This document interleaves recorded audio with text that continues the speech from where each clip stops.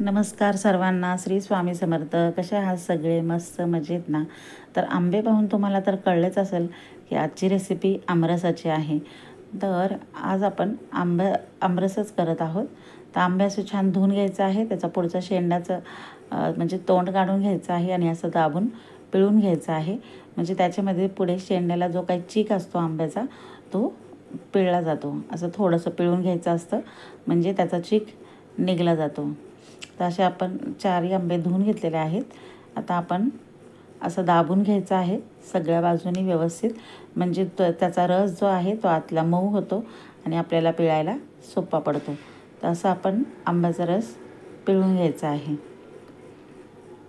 पूर्ण सालीमधून आता आपण हे रस काढून घेऊया व्यवस्थित. आणि पूर्ण आंब्याचा रस काढून झाल्यावर आपण साल अशी उलटी करायची आहे. आणि एका बाजूला मी इथे 2 ग्लास म्हणजेच अर्धा लिटर पाणी घेतलेलं आहे. तर आता आपण ही साल त्या पाण्यामध्ये व्यवस्थित स्वच्छ चोळून घ्यायची आहे. म्हणजे जो काही सालीला रस आहे आंब्याचा तो त्याच्यामध्ये निघला जातो. आपल्या आंब्याचा रस वाया जात नाही. तर त्याचप्रमाणे आपण कोळीसुद्धा अशी व्यवस्थित चोळून घ्यायची आहे हाताने. तिचा जो काही रस आहे तो काढून घ्यायचा आहे आणि नंतर पुन्हा आपण ही पाण्यातून व्यवस्थित चोळून घ्यायचा आहे. म्हणजे त्याचा कोळीचा सुद्धा रस आपण पूर्ण काढून घ्यायचा आहे. तर अशाच पद्धतीने आता आपण हा दुसरा आंबासुद्धा व्यवस्थित असा दाबून घेत आहोत. तर आमरस आपण वेगवेगळ्या आंब्यांचा करतो. आपण केशरी आंबा घेतो, पायरी आंबा घेतो, हापूस आंबा घेतो. कोणत्याही आंब्याचा आपण रस करू शकतो. तर अशा पद्धतीने आपण कोणतेही आंबे जे तुमच्याकडे अवेलेबल असतील त्याचा तुम्ही रस करू शकता. तोतापुरी आंब्याचा फक्त रस होत नाही, तो आपण चिरून खायचा असतो. तर अशा पद्धतीने आपण सगळे आंबे आता पिळून घेत आहोत आणि त्याच्या सालीसुद्धा व्यवस्थित पाण्यामध्ये धुवून घेत आहोत. तर ते पाणी आपल्याला फेकायचं नाही आहे, ते आपल्याला रसामध्ये वापरायचं आहे. आता पूर्वी आमची आजी जेव्हा रस करायची तेव्हा ती अशीच हाताने पिळूनच करायची. आणि पण तेव्हा त्या काळामध्ये मिक्सर नव्हता. तर असंच आम्ही आमरस खायचो. जे काय त्याच्यामध्ये पाणी वगैरे ॲड करेल ते सगळं व्यवस्थित हाताने गाठी फोडायचो. अशा पद्धतीने व्यवस्थित फोडून घ्यायचो आणि त्याच्यामध्ये गूळ घालायचो. त्यावेळेस असं काही वेलची पावडर वगैरे हे ते वापरत नव्हते.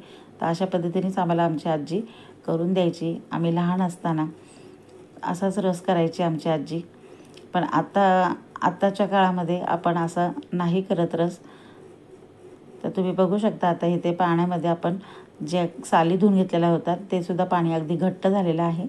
आणि हे आमरसाचा पूर्ण आंब्याचा पल्प आहे. तर आता आपण हे मिक्सरमध्ये फिरवून घेणार आहोत. कारण आता आपण असा आमरस खात नाही, आपल्याला पूर्ण प्लेन आमरस लागतो. पूर्वी आमरसाच्या त्या आमरसामध्ये गाठी असायच्या अशा आंब्याच्या. हाताने जेवढ्या फोडता येतील तेवढेच फोडून तसाच आमरस खायचो आपण.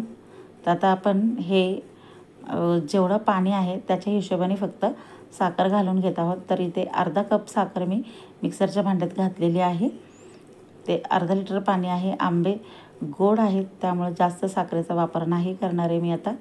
तर आपण हे अर्धं आंबे धुतलेलं जे पाणी होतं ते घेतलेलं आहे आणि अर्धा आपण आंब्याचा पल्प घेत आहोत.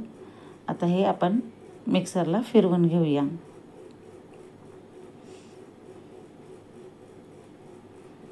तर तुम्हीसुद्धा असाच करता का आमरस? मला कमेंट करून नक्की सांगा. तर हे बघा असा आपला हा आता पाणी घालूनसुद्धा किती ते घट्ट झालेलं आहे आमरस. तर फिरवून घेतल्यानंतर पूर्ण आंब्याचा गाठी वगैरे ते पूर्ण बारीक होतात आणि आमरस घट्ट होतो. तर आता आपण ह्या पातेल्यातच ज्यामध्ये आपण पल्प काढला होता त्याच्यामध्येच आता रस काढून घेत आहोत.